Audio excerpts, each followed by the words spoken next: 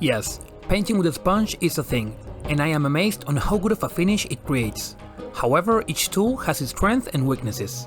So it was only once I had applied my base coat making sure to cover every nook and cranny that I moved on to the sponge to work on the volumes of these Space Wolf Space Marines. The first application is as simple as it looks, dabbing the sponge over all of the surface to build up a lighter color. However, due to the sponge not being able to reach into the recesses, those will be left untouched, leaving shadow areas behind, even on the thinnest of crevices. The key for this tool to leave such an impressive smooth finish, and something I missed while experimenting with it last year, is to wet the sponge itself, so the paint thins within it. I learned this trick from Swarm Painting's tutorial, after seeing the tool had been picking up in popularity these last few months, and I have to say I'm very happy to be adding it to my painting repertoire. Using a damp sponge ensures that the layers don't build up through multiple opaque coats, but through semi-transparent ones, which help a lot when having to bridge the gap from one layer to the next. This is a common issue we encounter when painting, and where a painter's mastery on dilution and brush control is a difference between an okay and a great paint job. And blank spaces, like a Space Marine's armor, can be quite tricky to paint in the conventional way, since while the shapes look simple, the flatness of the open space makes any buildup of texture or jumping colors stand out.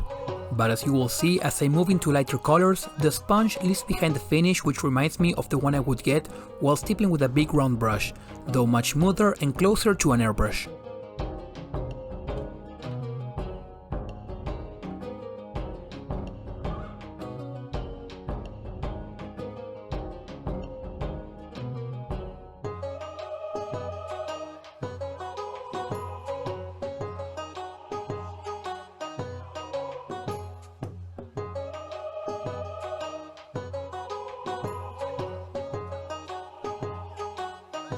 Using the pointy side of the sponge, I poke at the general area of the volume I want to build up. Because of the dilution and transparency, the color has to be built up gradually, so I can begin by laying out the general light before insisting more towards the top or center, depending on where I want to establish the highlight. But as the color becomes brighter, the smaller the highlights must become.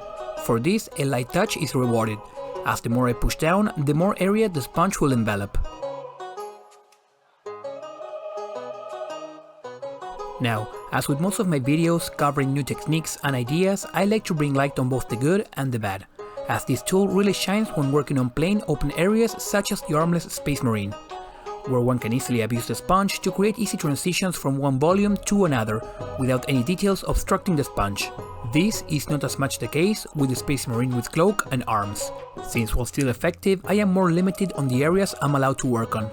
Plus, there is a limit on how small of an area the sponge can create due to its size. So while I definitely recommend this tool, you will not find it useful for every single model you'll paint, and in some cases it might be unusable. Still, when it comes to painting Space Marines, I think there is no better way to go other than maybe an airbrush when it comes to the effort to result ratio. And I say maybe since the fact that the sponge doesn't get into any of the recesses is a big advantage, which allows me to skip a shading step.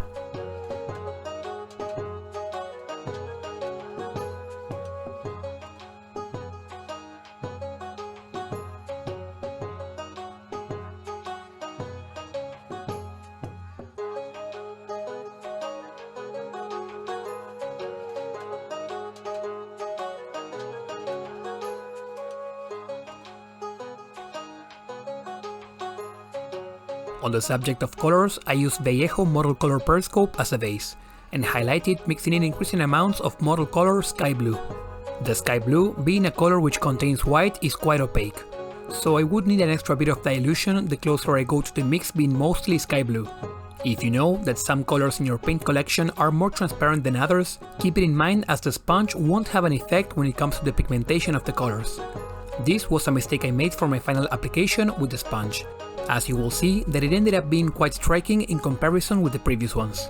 Though at the same time, I believe I could have gone for a bit more contrast between the lights and shadows.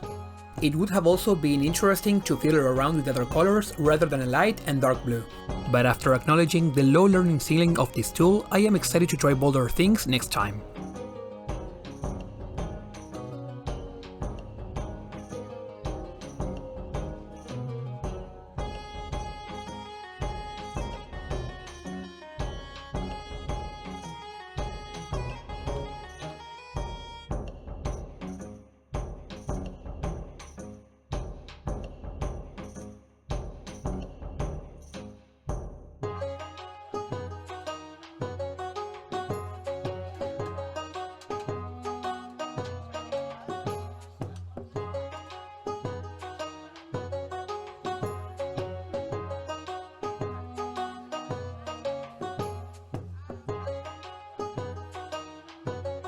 At this point I was done with the sponge, so I grabbed my brush for the first time to create that precise edge highlight, which, while not completely necessary, it does create a huge difference, increasing the readability of the shapes and edges even more. But I didn't go for every single edge out there, just a couple which were easily accessible, and even doing some staggered lines here and there to break the monotony.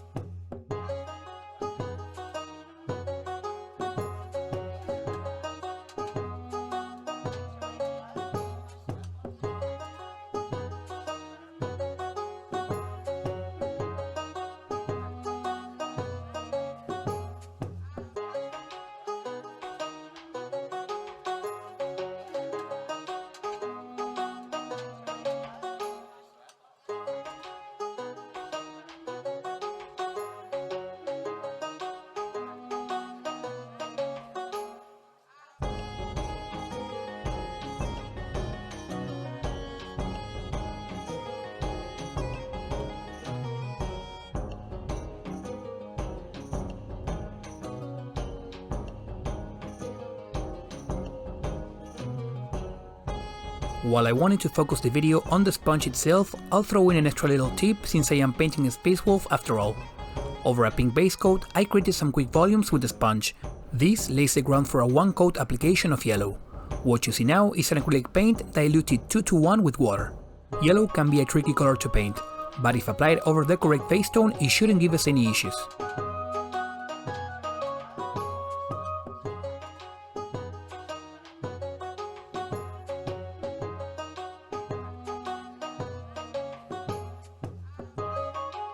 Alternatively, an ink, contrast or speed paint can be used in the same manner, and the more transparent, the more one can exploit the transition from pink to white, which transforms into orange and yellow.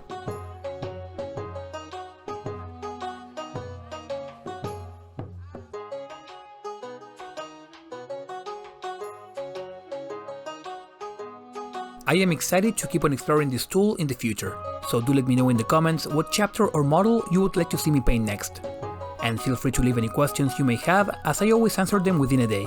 For now, thank you for watching.